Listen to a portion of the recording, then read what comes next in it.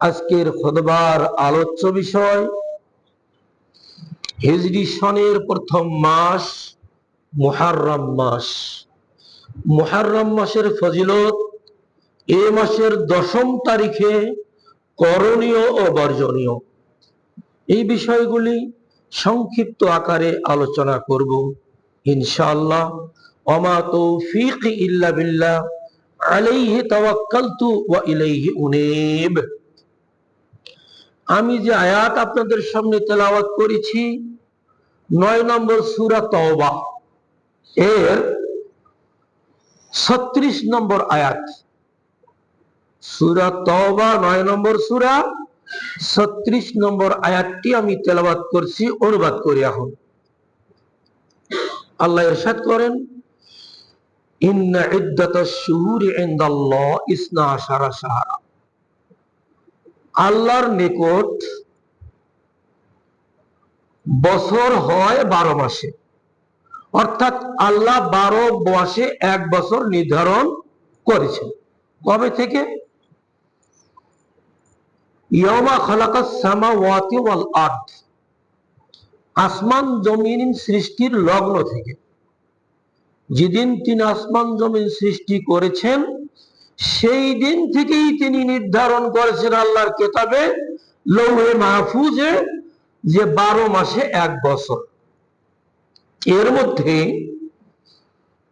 মিনহা আরবাআতুন হুরুম, 4টি মাস অত্যন্ত সম্মানিত, যথাক্রমে জিলকদ, জিলহজ, মুহররম আর রজব আল মুদার।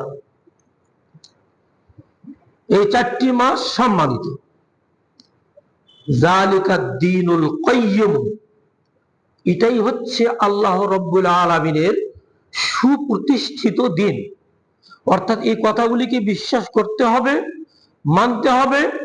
আসমান জমিন সৃষ্টির লগ্ন থেকেই আল্লাহ 12 মাসে 1 বছর নির্ধারণ করেছেন এবং এর মধ্য থেকে 4টি মাসকে তিনি সম্মানিত ঘোষণা দিয়েছেন। এটাই আল্লাহর চূড়ান্ত সিদ্ধান্ত।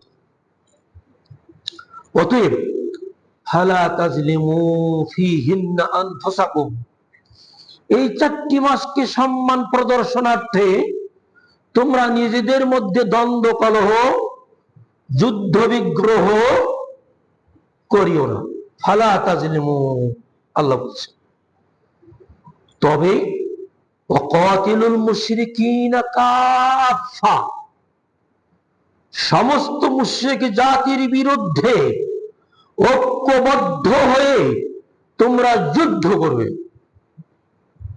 যেভাবে কামা ইউকাতিলুনাকুম কাফা, যেভাবে মুশরিক জাতি সংঘবদ্ধ হয়ে তোমাদের বিরুদ্ধে তারা ষড়যন্ত্র করে মুসলিম নাম বিশ্বের মানচিত্র থেকে মুছে ফেলার জন্য ষড়যন্ত্র করে, এই যে করতেছে তার বিরুদ্ধে তোমরাও যুদ্ধ করবে। এই মাসগুলির মধ্যে হলেও তোমরা যুদ্ধ করবে। ওয়ালামু, তোমরা ভালো করে জেনে রেখো, আন্নাল্লাহা মাআল মুত্তাকিন, আল্লাহ মুত্তাকিনদের সাথেই থাকেন। আল্লাহর সাথে থাকেন মানে মুত্তাকিনদের বিজয় অবশ্যই অবশ্যই হবে, যদিও একই মুত্তাকি সংখ্যায় কম হয়। এর বাস্তব প্রমাণ ইসলামের যুগে নবী সাল্লাল্লাহু আলাইহি সাল্লামের নেতৃত্বে যেগুলি যুদ্ধ হয়েছে, সেই সব যুদ্ধে মুসলমানদের সংখ্যা অত্যন্ত কম ছিল, আর বিপক্ষ দল, শত্রু দল, তারা সংখ্যাগরিষ্ঠ, যুদ্ধাস্ত্রে এবং সজ্জিত ছিল তারা। তারপরেও তাদের পরাজয় হয়েছে এবং ইসলামের বিজয় হয়েছে। মুত্তাকি ছিল তারা। আমাদের মধ্যে সেই রকম তাকওয়া নেই। এই আয়াত তাফসীর ইবনে কাসীর আপনারা খুলবেন, আয়াতের তাফসীর বিস্তারিত ওখানে পাবেন। আমি সংক্ষিপ্ত আকারে আপনাদের সামনে কিছু তাফসীর তুলে ধরছি। আল্লাহ রাব্বুল আলামিন বছরে 12টি মাস নির্ধারণ করেছেন। কেননা এই মাসগুলিতে মুসলমানদের যাবতীয় কর্মকাণ্ড সংঘটিত হয়ে থাকে। অন্যান্য জাতির সৌর মাস কেন্দ্রিক ইবাদত বন্দিগি হয়, আর মুসলিম জাতির ইবাদত গুলি চন্দ্র মাস কেন্দ্রিক হয়। যেমন এই জিলহজ মাসের হজ ফরজ, আপনি 12 মাসের মধ্যে 11 মাস অন্যান্য সময় যদি হজে যান তাহলে আপনার হজ হবে না। জিলহজ মাসের তাও আবার কয় তারিখে?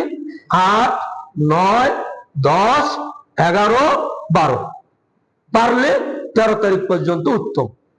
এই 6 দিন নির্দিষ্ট জায়গায় নির্দিষ্ট সময়ে অবস্থান করা, এটা বর্তমানে অনেক কঠিন হয়ে গেছে আমার মতো বয়সী লোকদের জন্য।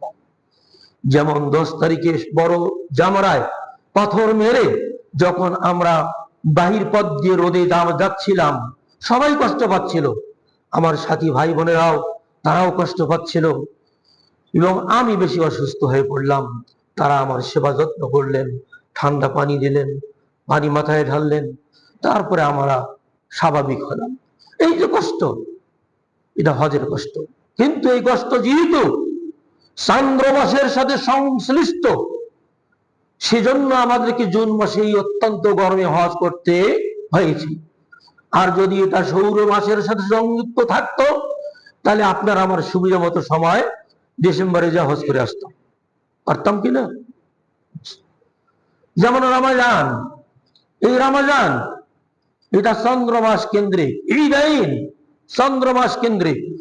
এক কথায় মুসলমানদের যাবতীয় ইবাদত বন্দিগি চন্দ্র মাস কেন্দ্রিক। আল্লাহ রাব্বুল আলামিন নির্ধারণ করেছেন এই চন্দ্র মাসের মধ্যে একটি মাস হচ্ছে মুহররম মাস। এটা হলো হিজরি সন, প্রথম মাস। হিজরি সনের ইতিহাস সংক্ষিপ্ত আকারে একটু বলতে চাই। উপরোক্ত আয়াতে আল্লাহ রাব্বুল আলামিন হিজরি সন ঘোষণা করেছেন 12 মাসে 1 বছর। হিজরি সন ঘোষণা করা হয়েছে, তবে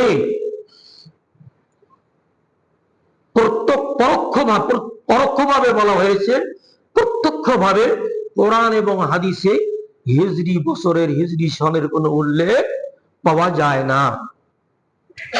তবে বিভিন্ন সম্প্রদায়, বিভিন্ন জাতি বিভিন্ন ঘটনাকে কেন্দ্র করে তারা হিজরি সন গণনা শুরু করেছিলেন। যেমন দু একটা উদাহরণ বলি। হযরত ইব্রাহিম আলাইহিস সালামের বংশধর ইব্রাহিম আলাইহিস সালামকে যখন নমরুদের অগ্নিকুণ্ডে নিক্ষেপ করা হলো, তখন থেকে তার অনুসারীরা হিজরি সন গণনা শুরু করেছিল। ওই গণনা থাকলো কাবাঘর নির্মাণের পূর্ব পর্যন্ত। যখন তিনি পিতা পুত্র ইসমাইল আলাইহিস সালামকে সাথে নিয়ে কাবাঘর নির্মাণ করলেন, তখন আবার ওই পূর্বের সন বিলুপ্ত হয়ে গিয়ে নতুন সন, কাবাঘর কেন্দ্রিক সন শুরু হয়ে গেল। ওই কাবা কেন্দ্রিক সন চলতে থাকলো। রাসূল সাল্লাল্লাহু আলাইহি সাল্লামের আগমনের পূর্বে আব্রাহা বাদশাহ হস্তি বাহিনী নিয়ে যখন কাবাঘরকে ধ্বংস করার জন্য আসলেন, আর আল্লাহ রাব্বুল আলামিন পক্ষী বাহিনী দিয়ে হস্তি বাহিনীকে নাস্তানাবুদ করে দিলেন।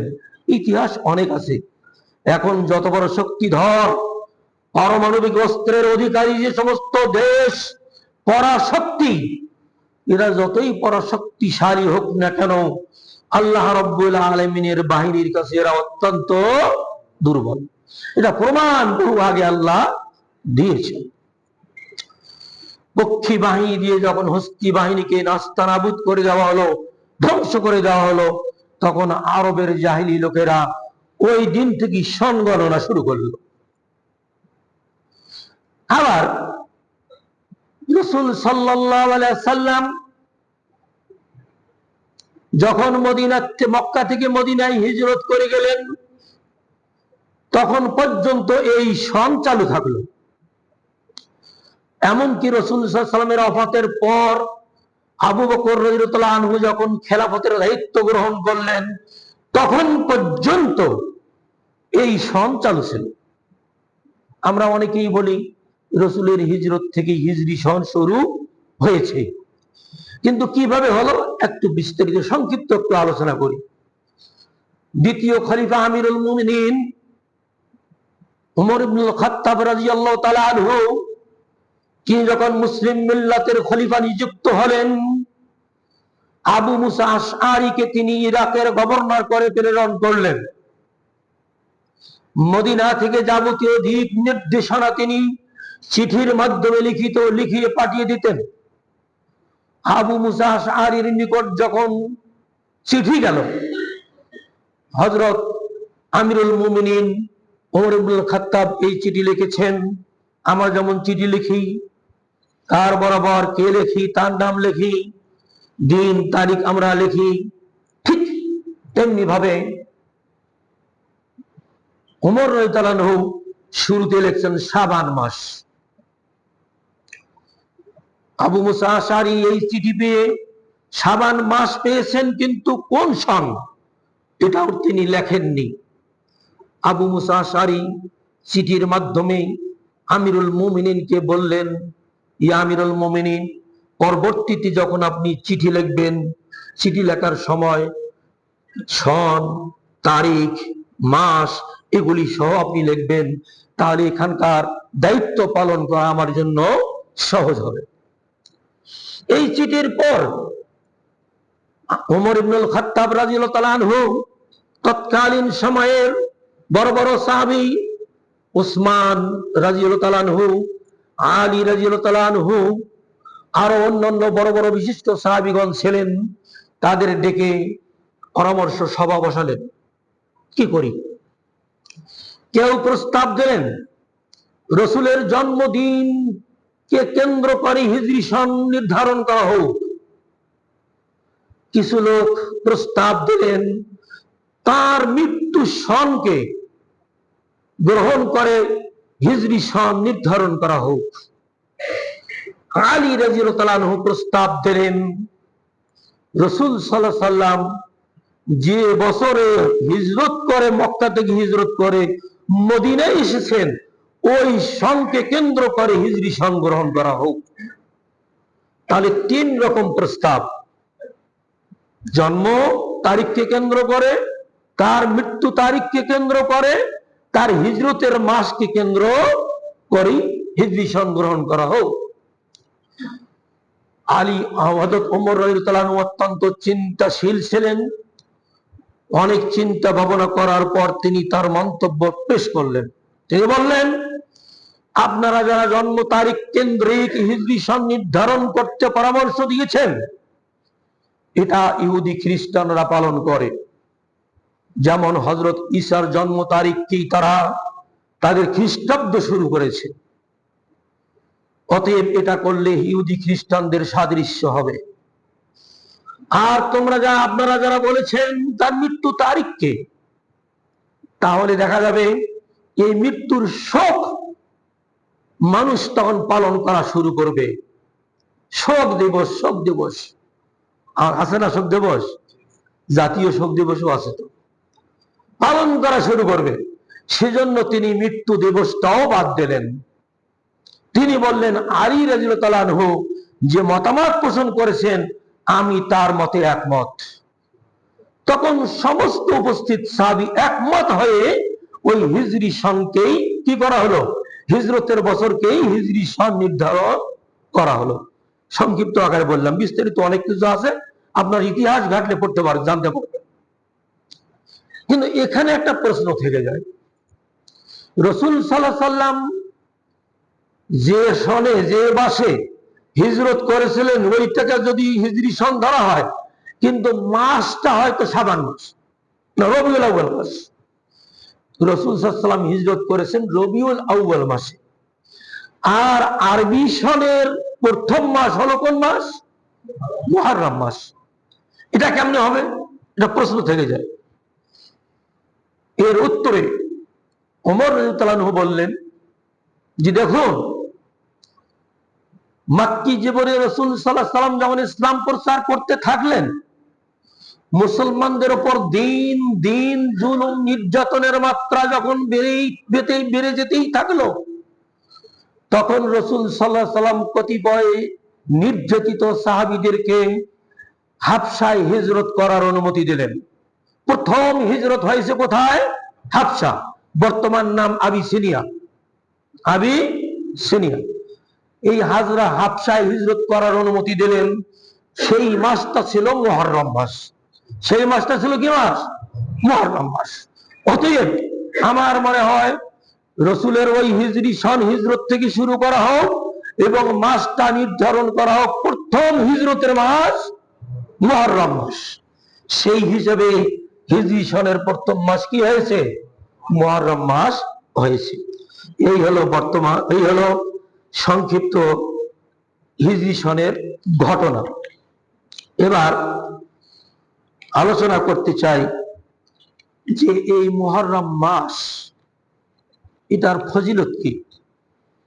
এর ফজিলত সম্পর্কে রাসূল সাল্লাল্লাহু আলাইহি ওয়াসাল্লামের কয়েকটি হাদিস আপনাদের সামনে পেশ করব। আর আমাদের বর্তমান অবস্থা, এই মুসলিম মিল্লাতে এই মুহররম মাস শুরু হলেই, আজকে কি হয়তো জিলহজের 30 তারিখ, কি আজকে পয়লা মুহররম? চাঁদ উঠেছে গতকাল, আমি খবর পাইনি তো এই জন্য জিজ্ঞেস করলাম। আজকে পয়লা মুহররম শুরু হয়েছে। হিজরি মাস, হিজরি বছর, প্রথম মাস মুহররম মাস। এই মুহররম মাস শুরু হলেই এক শ্রেণীর বেয়াকুব মুসলমান, তারা কি করে?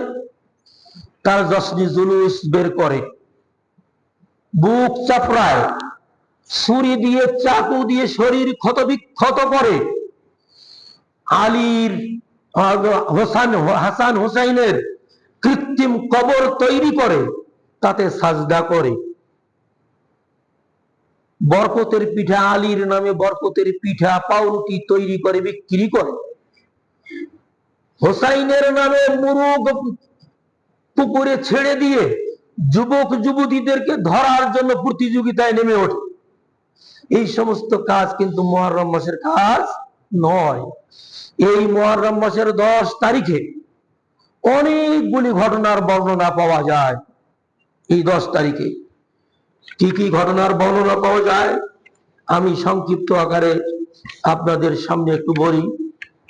ঘটনাগুলি আল্লাহ রাব্বুল আলামিন নিজে যেটা বলেছেন সেটাই তুলে ধরি।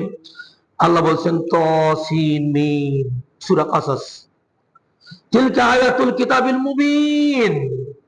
এই আয়াতগুলি যা আমি বলছি স্পষ্ট কিতাবের বাণী। নাতলু আলাইকা মিন নাবাই মূসা ওয়া ফিরআউন বিল হাক্কি। হে রাসূল, আমি আপনার নিকট মূসা এবং ফিরআউনের সত্য ঘটনা তুলে ধরেছি। লিকাওমি ইউমিনুন, কাদের জন্য? মুমিন কওমদের জন্য, ঈমানদার কওমদের জন্য আমি ঘটনাটি তুলে ধরছি। তাহলে আল্লাহ স্বয়ং ঘটনা তুলে ধরছেন কি? ইন্না ফিরআউনা আলা ফিল আরদি, ফিরআউন জমিনে খুবই উদ্যত হয়েছিল, অত্যাচারী হয়েছিল, স্বৈরাচারী হয়েছিল, নির্যাতনকারী হয়েছিল। জাআলা আহলাহা শিয়া, মানুষকে দলে দলে বিভক্ত করে দিয়েছিল। ইস্তাযিফু তায়ফাতাম মিনহুম, একটা দলকে অতি দুর্বল করে দিয়েছেন। ইউযাব্বিহু আবনাহুম, তাদের পুত্র সন্তানগুলিকে জবাই করত। ওয়া ইস্তাহয়ী নিসাহুম, মেয়ে সন্তানগুলিকে জীবিত রাখত। ইন্নাহু কানা মিনাল মুফসিদিন, আল্লাহর ভাষায় আল্লাহ বলছেন নিশ্চয়ই সে ছিল অত্যন্ত দুরাচার, অত্যন্ত দুষ্ট, অত্যন্ত জালেম, অত্যন্ত স্বৈরাচারী ছিল সে। আল্লাহ বলেন ওয়ানুরিদু আন নামুন্না আলাল্লাযিনা ইসতুদিফু, দুর্বল জাতি মুসলিম জাতিকে আমি রহমত করার, সাহায্য করার, আমি সহযোগিতা করার ইচ্ছা পোষণ করলাম। ফিলাদ ওয়া নাজআলাহুম আইম্মাতান, রাষ্ট্রীয় ক্ষমতায় তাদেরকে বসানোর। ওয়া নাজআলাহুমুল ওয়ারিসিন, এবং আমি তাদেরকে জমিনের উত্তরাধিকারী বানানোর জন্য ইচ্ছা করলাম। ওয়ানুমাক্কিনা লাহুম ফিল আরদে, এবং পৃথিবীর রাজত্ব আমি তাদেরকে দেওয়ার ইচ্ছা করলাম। ওয়ানুরিয়া ফিরআউনা ওয়া হামানা, ফিরআউন এবং হামানকে আমি দেখিয়ে দিতে চাইলাম, ওয়া জুনুদাহুমা, তাদের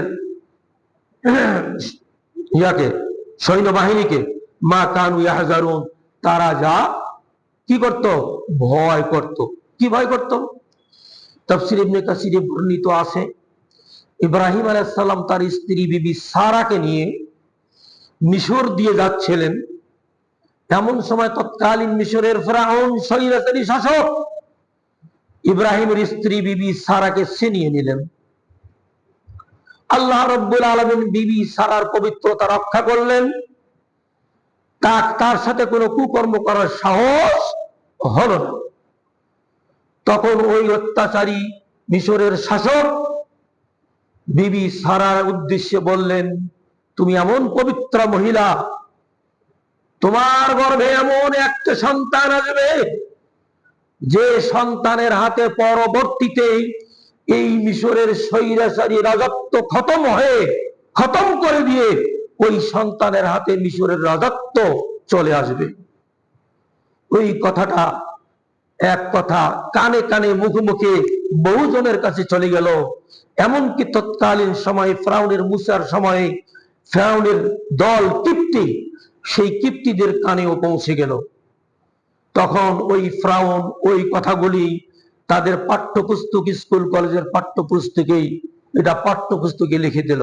সব জাতি জানতে পারলো যে এই বনি ইসরায়েলের দলের মধ্যেই এমন একটা সন্তান আসবে যার হাতে মিশরের রাজত্ব, আমাদের স্বৈরাচারী রাজত্ব খতম হবে, আর ওই সেই ছেলেটাই রাজত্ব গ্রহণ করবে।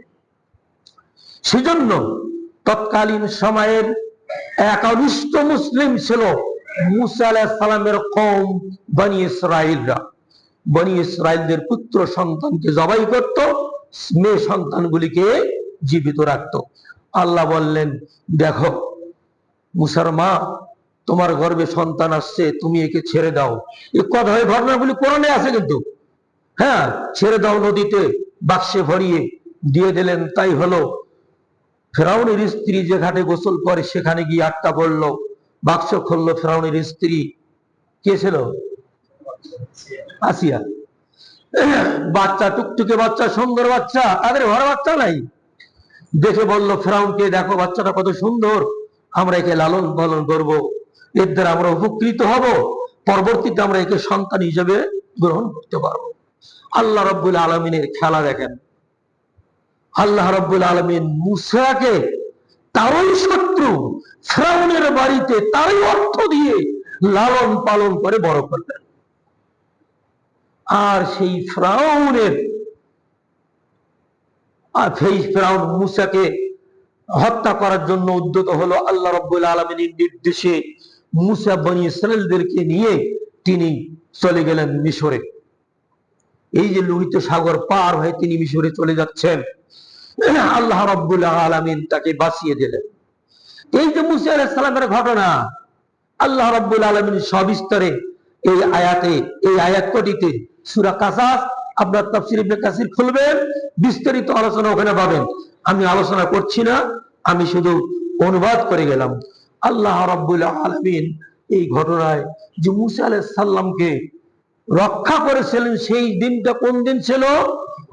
মুহররমের 10 তারিখ। সেই দিনটা ছিল কোন তারিখ? মুহররমের 10 তারিখ। এটা কেমনে বুঝলাম? সহিহ বুখারী এবং মুসলিমের হাদিসে আব্দুল্লাহ বিন আব্বাস রাদিয়াল্লাহু তাআলা আনহু থেকে বর্ণিত, তিনি বলেন যে রাসূলুল্লাহ সাল্লাল্লাহু আলাইহি ওয়াসাল্লাম যখন মক্কা থেকে মদিনায় হিজরত করে আসলেন, দেখতে পেলেন, আমি আরবি পড়তে যাচ্ছি না, সময় কম, দেখতে পেলেন সেখানকার ইহুদিরা এই আশুরার 10 তারিখে সিয়াম পালন করছেন। রাসূল তাদেরকে জিজ্ঞেস করলেন, এটা কোন দিন? তারা বলল, হ্যাঁ, এটা হলো মহান দিন, ইয়াউমুন আযীম আনজাল্লাহু মুসা ওয়া কওমাহু ওয়া গাররাকা ফিরআউনা ওয়া কওমাহু। এটা সেই মহান দিন যে দিনে আল্লাহ রাব্বুল আলামিন মুসা এবং তার কওম বনি ইসরাইলকে মুক্ত করেছেন ফিরআউনের অত্যাচার থেকে, আর ফেরাউন এবং তার দলবলকে ডুবিয়ে মেরেছেন। মুসা শুকরান লিল্লাহ রাসূমুনাহু, মুসা তৎকালীন সময় মুসা আল্লাহর শুকরিয়া স্বরূপ এই দিনে সিয়াম পালন করেছেন।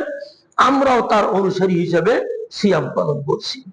রাসূল সাল্লাল্লাহু আলাইহি ওয়াসাল্লাম বললেন, যদি ঘটনা তাই হয়, নবুয়তের দিক থেকে মুসার সাথে আমার সম্পর্ক অধিক, আমার সম্পর্ক বেশি হকদার, অতএব এই সিয়াম আমি পালন করব। রাসূল সিয়াম পালন করলেন, সাহাবীগণকে সিয়াম পালনের নির্দেশ দিলেন। তো তখন থেকে সিয়াম পালন শুরু হলো। আমরা এই হাদিস দ্বারা বুঝলাম। কিন্তু মক্কি জীবনেও রাসূল সাল্লাল্লাহু আলাইহি ওয়াসাল্লাম সিয়াম পালন করেছেন। সহিহ মুসলিমের হাদিসে বর্ণিত, মা আয়েশা সিদ্দিকা রাদিয়াল্লাহু তাআলা আনহা বলেন, রাসূল সাল্লাল্লাহু আলাইহি ওয়াসাল্লাম কুরাইশদের দেখা দেখি তিনিও সিয়াম পালন করতেন এই আশুরার দিনে। আশুরার দিনে মক্কার কুরাইশরা এই সিয়াম পালন করতেন। রাসূল সাল্লাল্লাহু আলাইহি ওয়াসাল্লাম সিয়াম পালন করেছিলেন, সাহাবীগণ সিয়াম পালন করেছিলেন। তারপর তিনি যখন মদিনায় হিজরত করলেন, রমাদানের সিয়াম যখন ফরজ হলো, রমাদানের সিয়াম কোথায় ফরজ হয়েছে? মদিনায়। মদিনায় যখন দ্বিতীয় হিজরি সনে ফরজ হলো, তখন রাসূল সাল্লাল্লাহু আলাইহি ওয়াসাল্লাম বললেন, যার ইচ্ছা হয় আশুরার সিয়াম রাখো, ইচ্ছা হয় আশুরার সিয়াম ছেড়ে দাও। অর্থাৎ এটা ঐচ্ছিক বিষয় হয়ে গেল। তবে রাসূল সাল্লাল্লাহু আলাইহি ওয়াসাল্লামের ফজিলত অনেক বর্ণনা করেছেন। সহিহ বুখারী মুসলিমের হাদিসে রাসূল বলেছেন, রাসূল সাল্লাল্লাহু আলাইহি ওয়াসাল্লাম বলেছেন, আমি আশা রাখি আল্লাহর নিকটে যে আল্লাহ সুবহানাহু ওয়া তাআলা এই আশুরার দিনের সিয়ামের ফজিলত কতটুকু, আল্লাহ পূর্বের 1 বছরের গুনাহ মাফ করে দেবেন। আর আরাফাত দিবসের সিয়ামের ফজিলত সম্পর্কে তিনি ওই হাদিসেই বলেছেন, আমি আল্লাহর কাছে আশা রাখি তিনি পূর্বের এবং পরবর্তী 1 বছরের গুনাহ, 2 বছরের গুনাহ মাফ করে দেবেন। তাহলে এই দুইটা সিয়ামের কথা আল্লাহর রাসূল সাল্লাল্লাহু আলাইহি ওয়াসাল্লাম বলেছেন। আরো হাদিস আছে, রাসূল সাল্লাল্লাহু আলাইহি ওয়াসাল্লাম বলেছেন, রমজান মাস ব্যতীত, রমজান মাসের পরে মুহররম মাসেই হচ্ছে আল্লাহর নিকট শ্রেষ্ঠ মাস। অতএব এই মুহররম মাসে তোমরা সিয়াম পালন করো, আশুরার দিনে সিয়াম পালন করো। আর ফরজ সালাতের পরে আল্লাহর নিকট সর্বপ্রিয় সালাত, নফল সালাত হচ্ছে তাহাজ্জুদের সালাত। কিন্তু আমরা এগুলি ব্যাপারে অত্যন্ত নিষ্ক্রিয়। আল্লাহ রাব্বুল আলামিন আমাদের সবাইকে সক্রিয় হওয়ার তৌফিক দান করুন, আমিন। আল্লাহ রাব্বুল আলামিন এই দিনের ফজিলত তুলে ধরলেন সূরা কাসাসে, এবং রাসূল সাল্লাল্লাহু আলাইহি ওয়াসাল্লাম হাদিস দ্বারা প্রমাণিত হলো এই আশুরার দিনের সিয়াম। সাহাবীগণ বলেন, ইয়া রাসূলুল্লাহ, এই আশুরার দিনের সিয়াম ইহুদি খ্রিস্টানরাও তো পালন করে, তা আমরা তো ওই দিনে পালন করতেছি, একই হয়ে যাচ্ছে না? তখন রাসূল বললেন, লাইন বাকিতু ইলা কাবিলিন লাসুমান্না তাসআ, আগামী বছর যদি আমি বেঁচে থাকি তাহলে আমি 9 তারিখকে যোগ করব। কয় তারিখকে? 9 তারিখ। তবে দেখা গিয়েছে পরবর্তী মুহররম পর্যন্ত তার ওফাত হয়েছে, তিনি আর পরবর্তী মুহররম পাননি। সে কারণে মুহাদ্দিসিনগণ বলেন, রাসূল যেহেতু সিদ্ধান্ত নিয়েছিলেন 9 তারিখে, অতএব উম্মতের জন্য সুন্নত হবে মুহররমের 9 ও 10 তারিখে সিয়াম পালন করা। বর্তমান যুগের আলেমদের ফতোয়া হচ্ছে, যেহেতু দিন গণনায় একটু কম বেশি হয়ে যায়, আজকে 1 মুহররম, কিন্তু আজকে হচ্ছে 30 জিলহজ, গত মাসটাও জিলকদ মাসটাও গেছে 29 তারিখ, তাহলে এই জিলহজ মাসও গেল কয় তারিখ? 29 তারিখ। আল্লাহ রাসূল সাল্লাল্লাহু আলাইহি ওয়াসাল্লাম বলেছেন, আরবি মাস কখনো 30 হয়, কখনো 29 হয়, কখনো 30 হয়, কখনো কি হয়? 29 হয়। তাহলে এখানে আর আমাদের কোনো কথা নেই, এটা আল্লাহ করেছেন। 29 দিনে মাস করেছেন জিলকদ, 29 দিনে মাস করেছেন জিলহজ, এটা ধরে নিতেই হবে।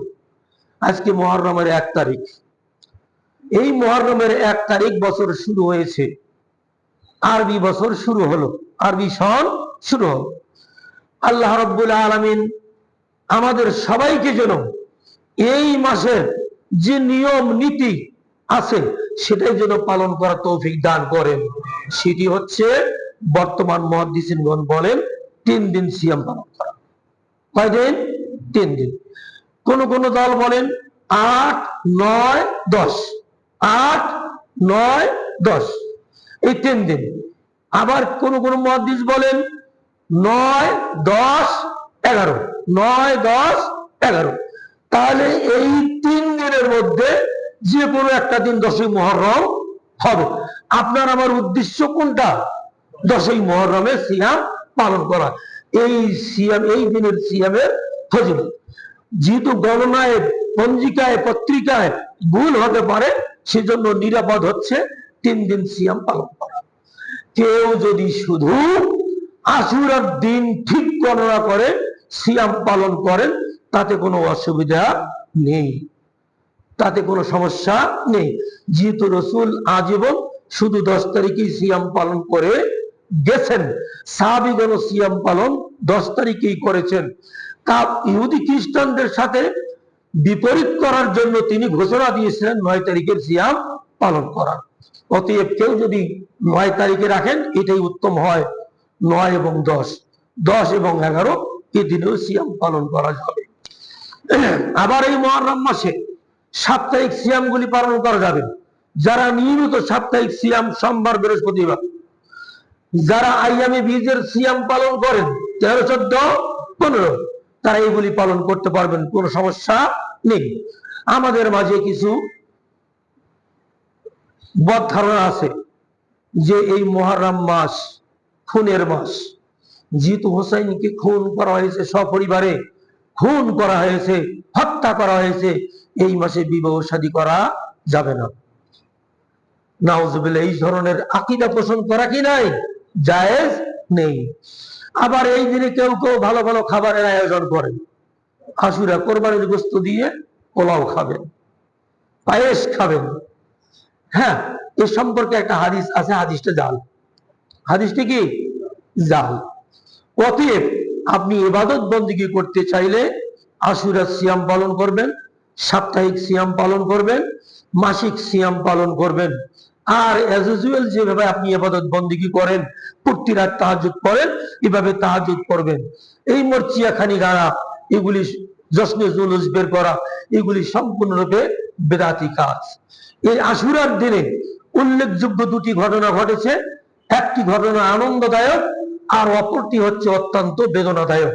আনন্দদায়ক ঘটনাটি হলো মুসা এবং তার কওম বনি ইসরাইলকে আল্লাহ রাব্বুল আলামিন স্বৈরাচারী শাসকের হাত থেকে মুক্তি দিয়েছেন।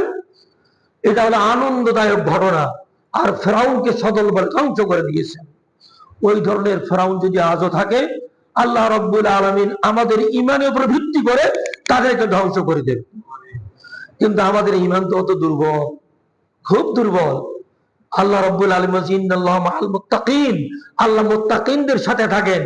ইন্নাল্লাহা মাআস সাবিরিন, আল্লাহ সাবিরদের সাথে থাকেন। ইন্নাল্লাহা মাআস সাদিকিন, আল্লাহ সাদিকিনদের সাথে থাকেন, সত্যবাদীদের সাথে থাকেন। আজ আপনি আমি দেখি আপনার আমার সমাজে মুত্তাকিনের অভাব, সাদিকিনের অভাব, সালেহিনের অভাব।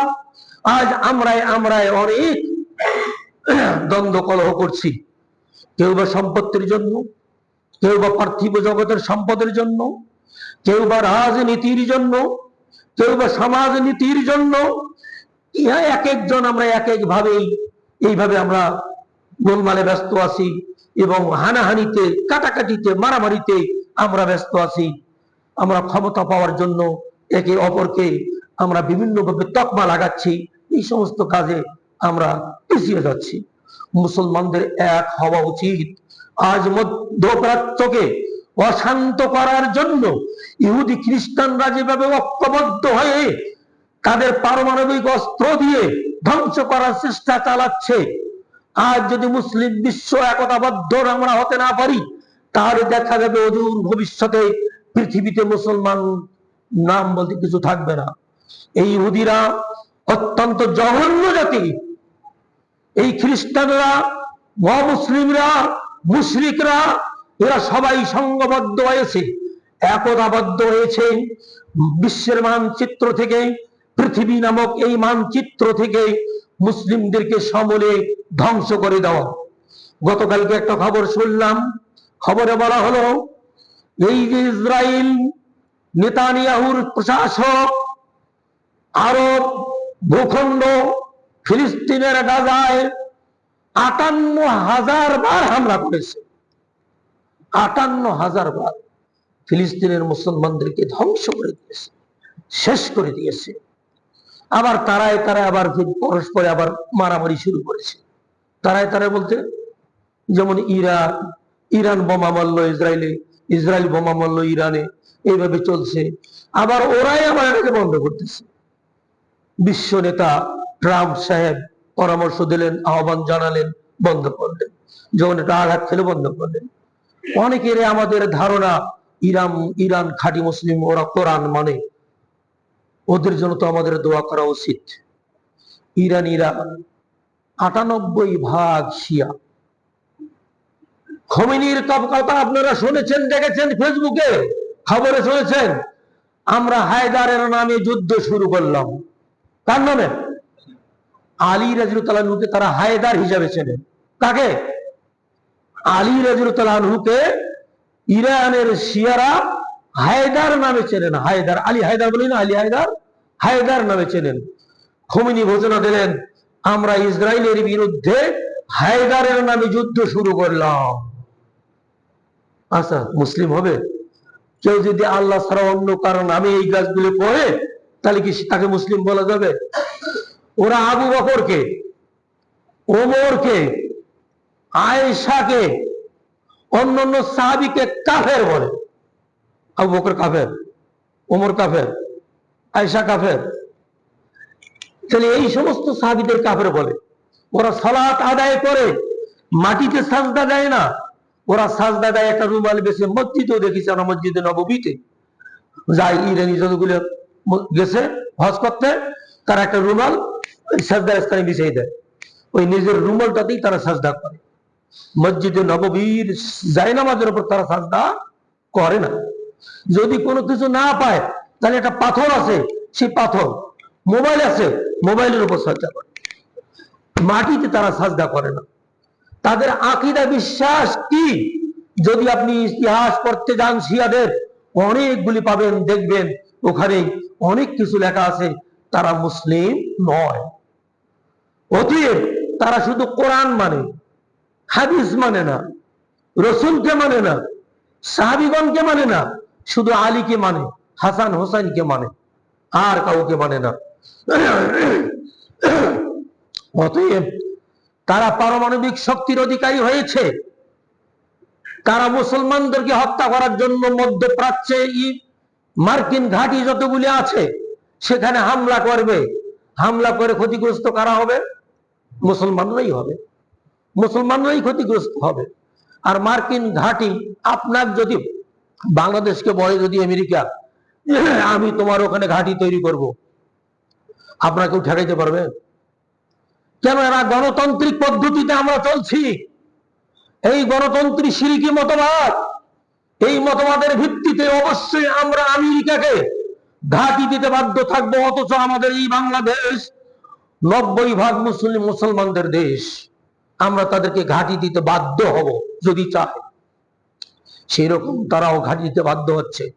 এখন সময় এসেছে বাংলাদেশ সহ মুসলিম দেশগুলি সবাইকে কোরআন এবং হাদিসের খেলাফত, আল্লাহ যে খেলাফত কায়েম করেছিলেন, সেই খেলাফত খলিফা হযরত প্রথম খলিফা আদম আলাইহিস সালাম, আল্লাহ বলছেন ইন্নী জাইলুন ফিল আরদে খলিফা, আমি পৃথিবীতে খলিফা নিযুক্ত করে চাই।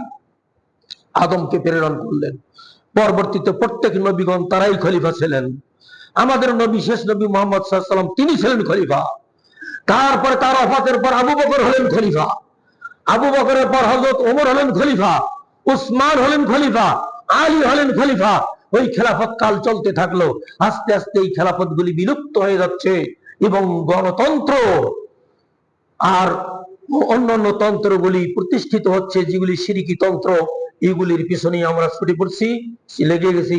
আল্লাহ রাব্বুল আলামিন আমাদের সবাইকে এই শিরকি তন্ত্র মন্ত্রগুলি, শিরকি মতবাদগুলি বর্জন করে ইসলামী তন্ত্র, ইসলামী খেলাফতের ছায়াতলে সবাইকে একত্রিত হয়ে আমাদের জামাত সমাজ, দেশ গড়ার তৌফিক দান করুন।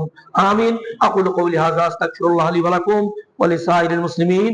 বারাকাল্লাহু লাকুম বিল কুরআনিল আযীম ওয়া নাফা'না ওয়া ইয়্যাকুম বিল আয়াতি ওয়া যিকরিল হাকীম। ইন্নাহু তাআলা জাওয়াদুন কারীমুন মালিকুম বারুরুর রহিম।